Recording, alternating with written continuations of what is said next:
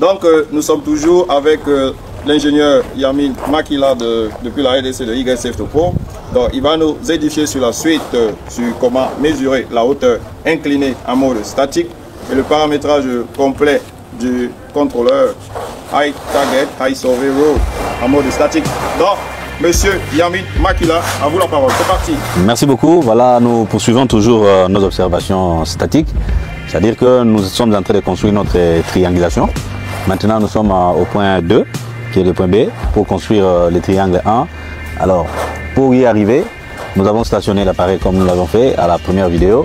Et nous allons mesurer la hauteur au sol et puis calculer la hauteur de benchmark. Cela nous permettra de calculer la hauteur inclinée, qui sont de valeurs à ajouter dans le carnet. Alors, pour y arriver, nous allons créer les projets. Nous allons d'abord allumer notre carnet qui est là. Nous avons allumé le récepteur High Target. Et maintenant, nous allons créer les projets. Pour créer les projets, nous allons ouvrir info du projet, nouveau. Et on crée les noms, on met GIS. Donc ça, c'est le point 2 qui est géré par l'ingénieur Justin. Et puis, nous avons choisi la projection, 32 Nord. Et le temps que, voilà. Maintenant, nous allons passer au mode connexion. Nous allons connecter la base.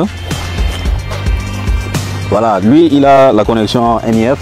Une fois que nous arrivons à le toucher, ça va connecter les récepteurs. Voilà, nous allons attendre un petit moment, le temps que ça puisse prendre le signal.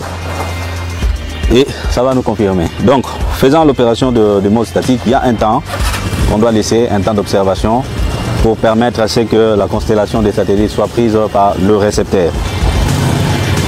En ce moment ici, mais il nécessite un mot de passe que nous devons mettre sur le récepteur.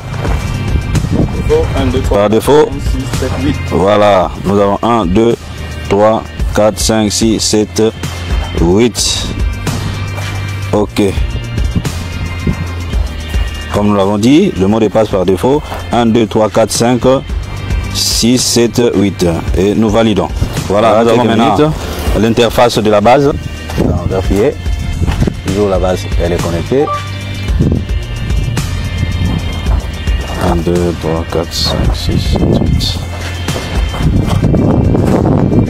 Voilà, quelques temps de la configuration. Ok.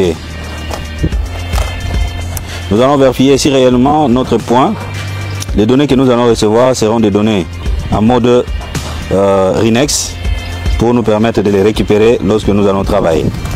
C'est un fichier après l'enregistrement des données.